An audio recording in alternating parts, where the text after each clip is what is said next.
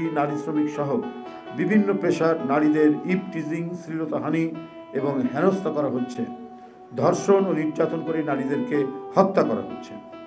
একের পর এক নারীকে হেনস্থা ও আক্রমণ এবং সামগ্রিক বিচারহীনতার যে সংস্কৃতি গড়ে উঠেছে তা রাষ্ট্রীয় স্থিতিশীলতা ও সম্প্রীতির জন্য বড় হুমকি হয়ে দাঁড়িয়েছে।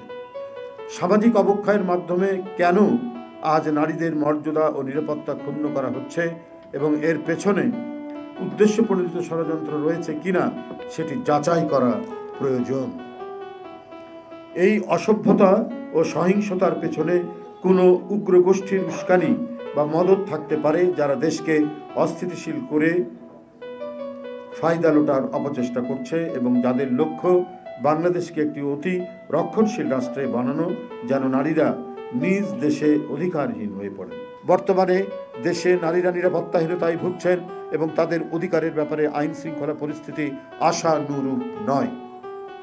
এই অবস্থার পরিবর্তন করতে জনগণের ভোটে নির্বাচিত বিএনপি সরকার দৃঢ়ভাবে অঙ্গীকারবদ্ধ যে নারীদের অধিকার প্রতিষ্ঠা, তাদের জীবনমান উন্নয়ন এবং তাদের শোষণ নির্যাতন থেকে মুক্তির জন্য বিশেষ পদক্ষেপ গ্রহণ করা হবে। বিএনপি বিশ্বাস করে একটি নারী বান্ধব, নিরাপদ ও স্বাধীন সমাজ গড়ে তোলার প্রয়োজন, যেখানে নারী পুরুষ নির্বিশেষে সকলেই সমান অধিকার, সুরক্ষা ও মর্যাদা ভোগ করবেন।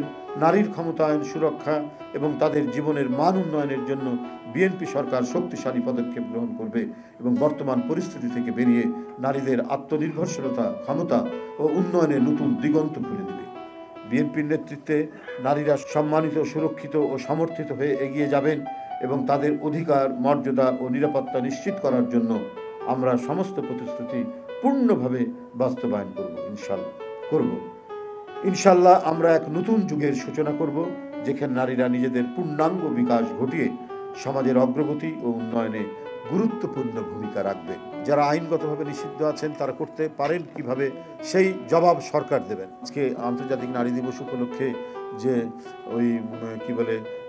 বিশ্ববিদ্যালয়ে ওখানে কি ড্রেস পরবে একজন রিক্সা থামিয়ে জিজ্ঞেস করছে, এগুলো তো সবই উগ্রবাদিতার লক্ষণ। এটা হতে পারে না এবং এই সমস্ত বিষয়গুলো আজকে সরকার এই বিষয়ে যথাযথ পদক্ষেপ গ্রহণ করবে। কোনোভাবেই যেন জঙ্গিবাদ মাথাচাড়া দিয়ে না উঠতে পারে আমাদের অগ্রগতির পথে।